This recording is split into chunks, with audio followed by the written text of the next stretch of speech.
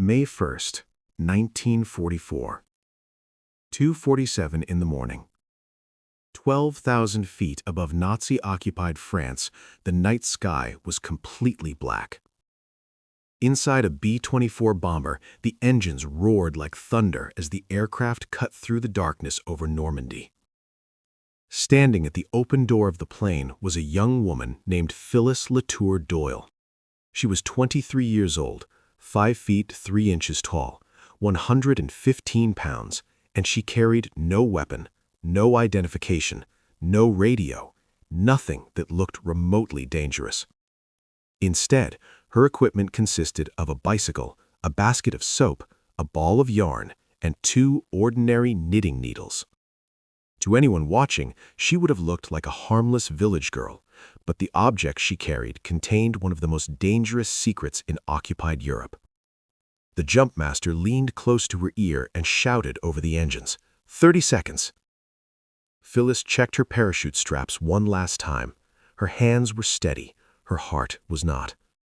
Somewhere below her feet, the countryside of Normandy was crawling with German soldiers. More than 50,000 Nazi troops occupied the region. Gestapo agents moved through villages searching for resistance fighters. French collaborators reported anything suspicious.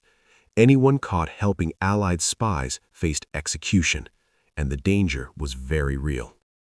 4 Allied agents had already parachuted into this same area before her. Every one of them had been captured within days, tortured, executed. British intelligence had told her this before she boarded the aircraft. They had given her one final chance to walk away from the mission. She refused. The jump light turned green. Without hesitation, Phyllis Latour Doyle stepped into the darkness.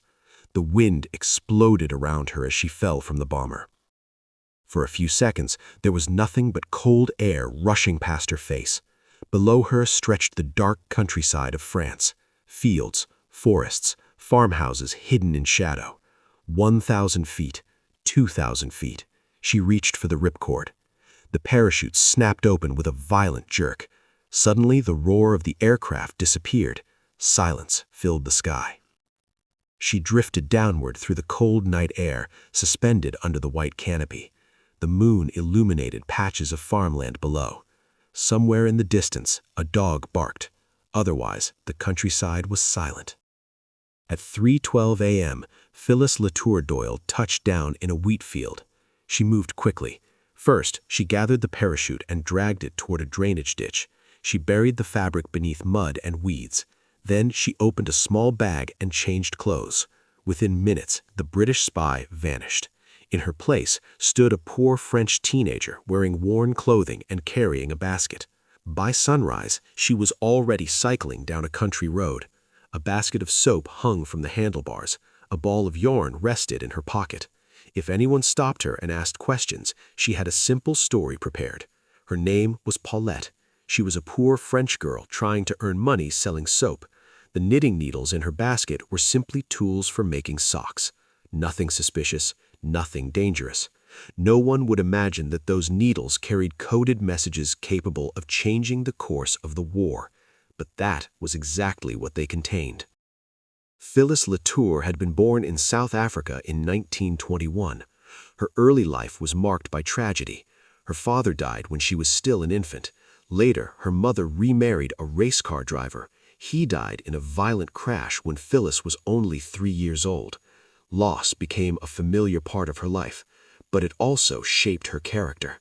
She grew up fearless, independent, determined. When the Second World War began, Phyllis traveled to England and joined the Women's Auxiliary Air Force. Her job was mechanical work on aircraft. She quickly gained a reputation for being intelligent and observant. She also spoke fluent French, and that skill caught the attention of an unusual organization, the Special Operations Executive, or SOE. The SOE had been created by British Prime Minister Winston Churchill with a single purpose. Their mission was simple and brutal: set Europe ablaze. The organization recruited ordinary civilians and trained them to become spies, saboteurs, and resistance organizers behind enemy lines. Their agents operated deep inside Nazi-occupied territory. Most never returned. In 1943, SOE recruiters approached Phyllis with an offer. The officer interviewing her was blunt. "The work is dangerous," he told her. "Most of our agents are captured." Many of them were tortured and executed. Phyllis did not hesitate. The war had already taken people she loved. Her godmother had been captured by the Gestapo. After enduring brutal interrogation, she eventually took her own life. Phyllis wanted revenge. She volunteered immediately. SOE training was designed to break people. For 6 months, Phyllis lived in isolation at a secret training estate in the Scottish Highlands. There was no contact with the outside world. No letters, no telephone calls, just relentless preparation for a mission that might kill her. Every day began at 5 o'clock in the morning. Agents ran miles through freezing rain and mud. They trained in hand-to-hand combat with instructors who had killed men in real battle. They practiced silent killing techniques, how to approach a guard without being heard, how to use a knife, how to snap a neck without making a sound. The physical training was brutal. The psychological training was worse. SOE agents had to be able to lie perfectly under extreme pressure. Instructors staged sudden arrests in the middle of the night. Agents were dragged into interrogation rooms. Blinding lights, shouting officers, simulated beatings. Anyone who broke under questioning was immediately removed from the program. Only those who maintained their cover stories were allowed to continue. Phyllis passed every test. She learned to climb buildings like a burglar. Her instructor actually was a burglar, recruited from a London prison specifically to teach espionage techniques. She practiced picking locks in less than 30 seconds, memorizing maps and navigating by memory alone. She learned to change her accent and posture to blend into different social classes. She studied the habits of Gestapo officers, how they dressed, how they scanned rooms, even the style of shoes they preferred. But the most important skill she learned during training looked completely harmless: knitting. Because knitting would become the perfect disguise for one of the most sophisticated spy communication systems used during the war. At first glance, knitting looked like the most harmless activity imaginable. An old woman might knit beside a fireplace. A mother might knit clothes for her children. A teenage girl might knit socks for a brother working in Germany. In Nazi-occupied France, knitting was invisible. German soldiers ignored it completely, and that was exactly why the British intelligence service used it. The Special Operations Executive had created a clever communication system for agents operating behind enemy lines. Each agent carried thin silk strips printed with thousands of tiny codes. The silk was delicate, almost transparent, and could be folded into extremely small spaces. On those strips were rows of numbers and letters representing different coded phrases. Each code could only be used once. Once a code was used, the agent would mark it with a small pinprick so it could never be reused again. Even if the Germans captured the silk strip, they could not decode earlier messages. Every message used a completely different code. It was an elegant system, but it had a serious problem. The codes had to be hidden. German soldiers searched everyone. They checked bags, clothing, shoes, and identity papers. If they suspected someone of espionage, they performed strip searches. Gestapo officers even used dogs trained to detect paper and ink. Many SOE agents were captured because hidden codes were discovered. Phyllis Latour needed a hiding place no one would ever suspect. So she used something every village girl carried: her knitting needles. The silk strips were wrapped around the thin wooden needles so tightly they blended perfectly with the surface. Anyone holding the needles would only see smooth wood, nothing else. Additional strips were woven into the laces that tied her hair. Others were hidden deep inside the center of tightly wound balls of yarn. SOE officers had tested the concealment method repeatedly. German soldiers searched dozens of knitting baskets during training exercises. None of them ever found the silk codes. To the enemy, it was just yarn, just needles, just a girl knitting beside the road. But those needles carried secrets capable of deciding where thousands of Allied soldiers would live or die. Phyllis's mission was simple to describe, but almost impossible to complete. She had to travel through Nazi-occupied Normandy gathering intelligence. She had to observe German troop movements, count soldiers, identify vehicles, locate artillery batteries, track supply convoys. Then she had to encode that information and transmit it back to London. Every detail mattered because the Allied command was planning something enormous, the largest amphibious invasion in human history, D-Day. More than 135,000 Allied soldiers would land on the beaches of Normandy. Thousands of aircraft would bomb German defenses. Paratroopers would drop behind enemy lines. Every landing zone had to be chosen with precision. Landing on the wrong beach could lead to catastrophe. Hidden artillery could destroy entire waves of landing craft. Poor intelligence could doom the invasion before it began. Agents like Phyllis were gathering the information needed to make the plan possible. And she was operating in the most dangerous zone of all, the Normandy coast. If she failed, thousands of soldiers might die on beaches the Germans had already fortified. If she was captured, she would almost certainly be tortured and executed. For the next 3 months, Phyllis traveled constantly. She cycled between villages, farms, and small towns across Normandy. Some days she rode 20 to 30 miles along narrow country roads. The bicycle made her look harmless. So did the soap.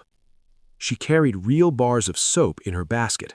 Selling soap gave her a reason to knock on doors. It gave her an excuse to speak with villagers. It allowed her to linger in towns where German troops were stationed. While pretending to sell soap, she watched everything. She counted soldiers walking past. She studied the markings on their uniforms. She memorized vehicle numbers. She listened to conversations in cafes where German officers drank coffee and wine. And the officers talked freely. Many of them assumed the shy teenage girl beside them didn't understand a word of German. They were wrong. Phyllis's mother had taught her German when she was young. During SOE training, she had perfected her ability to understand military conversations without revealing it. While the officers joked and complained, Phyllis quietly memorized everything. Troop numbers, unit names, locations of artillery, planned redeployments, supply shortages. Every small detail mattered. Sometimes the difference between 500 soldiers and 5,000 could determine whether a beach was chosen for the invasion.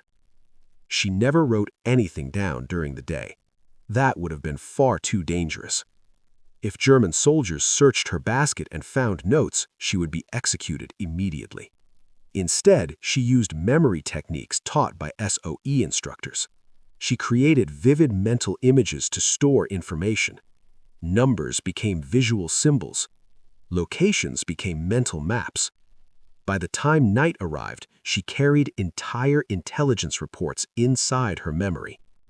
Then came the most dangerous part of her work: transmitting the message. German radio detection units constantly searched for illegal transmissions. They used mobile direction-finding trucks that could locate a radio signal within 90 minutes. Once the trucks narrowed down the location, patrols would sweep the area until they found the transmitter. Captured radio operators rarely survived interrogation.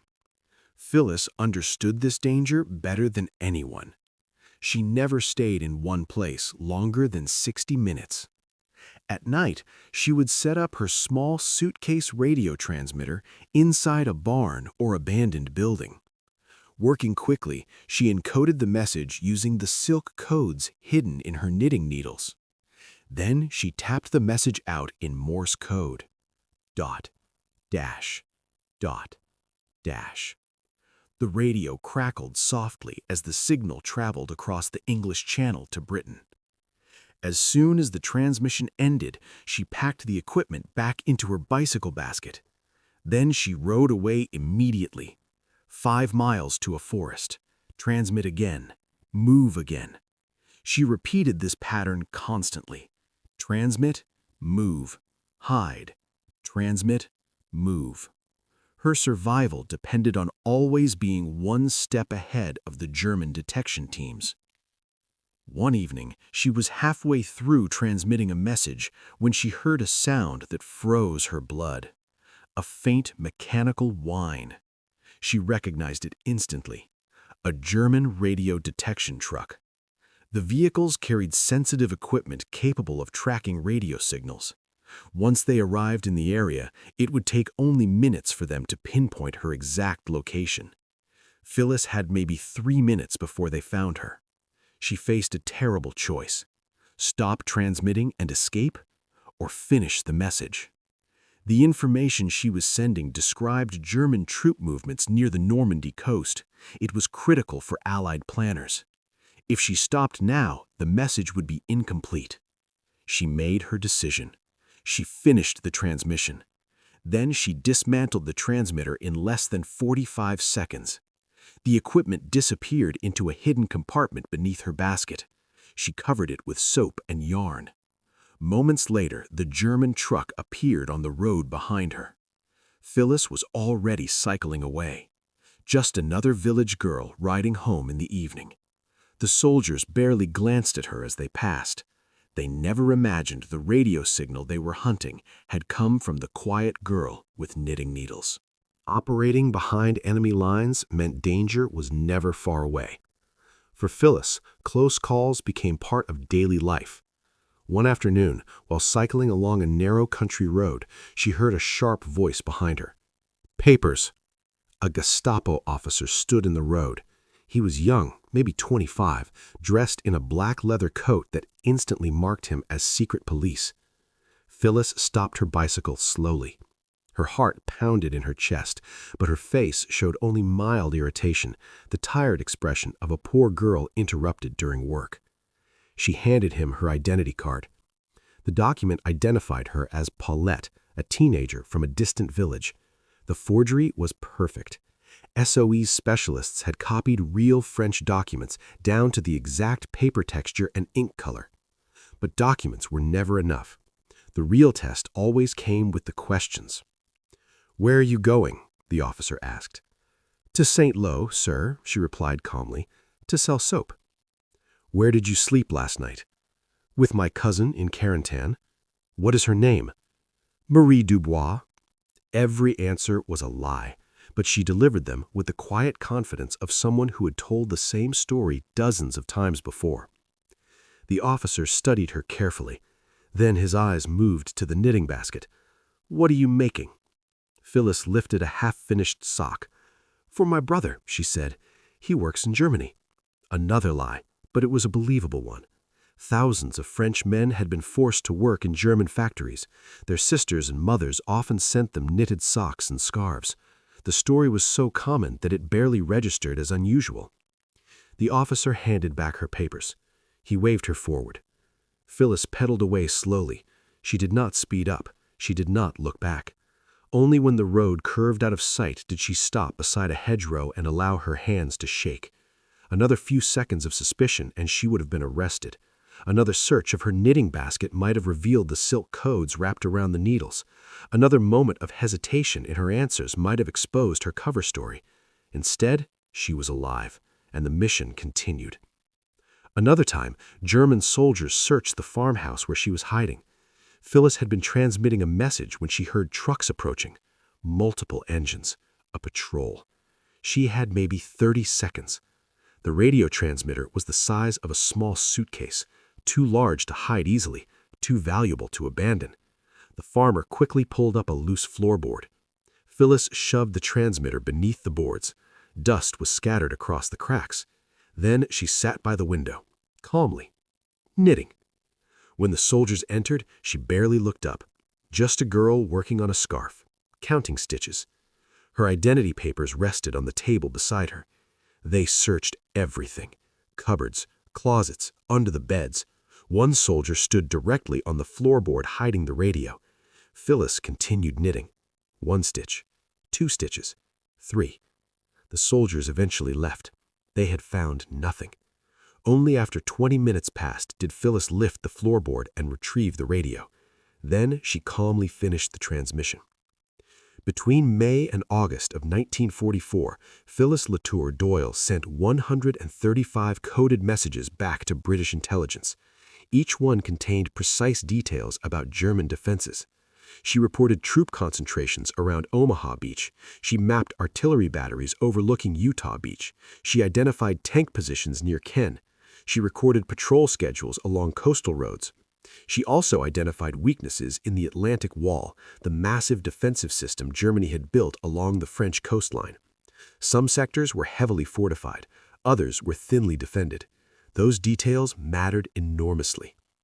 All of this intelligence flowed into the planning rooms of Operation Overlord, the Allied invasion of Normandy. General Eisenhower and his staff studied reports from dozens of agents like Phyllis. Each piece of information helped build a clearer picture of the battlefield, where the beaches were strongest, where the defenses were weakest, where paratroopers could land safely, where bombers should strike first. Every decision carried the weight of thousands of lives. And hidden within that ocean of intelligence were the 135 messages sent by a young woman with knitting needles. Then came the morning of June 6, 1944. Phyllis was hiding in a forest near the coast, preparing to transmit another report. Suddenly, she heard a sound unlike anything she had heard before. Aircraft. Hundreds of them, then thousands. The sky filled with engines. She stepped out from the trees and looked upward. The horizon was packed with aircraft, transport planes, bombers, fighters, the largest air armada ever assembled. Wave after wave crossed the sky. Then the parachutes appeared. Thousands of white canopies drifting down through the early morning light. American and British paratroopers dropping behind German lines. Phyllis understood immediately. The invasion had begun. D-Day. The information she had spent months gathering was now being used, right now, at that very moment. The soldiers landing on the beaches were relying on intel gathered by agents like her. Hours later, the news spread through resistance networks. Allied troops had landed on 5 beaches along the Normandy coast.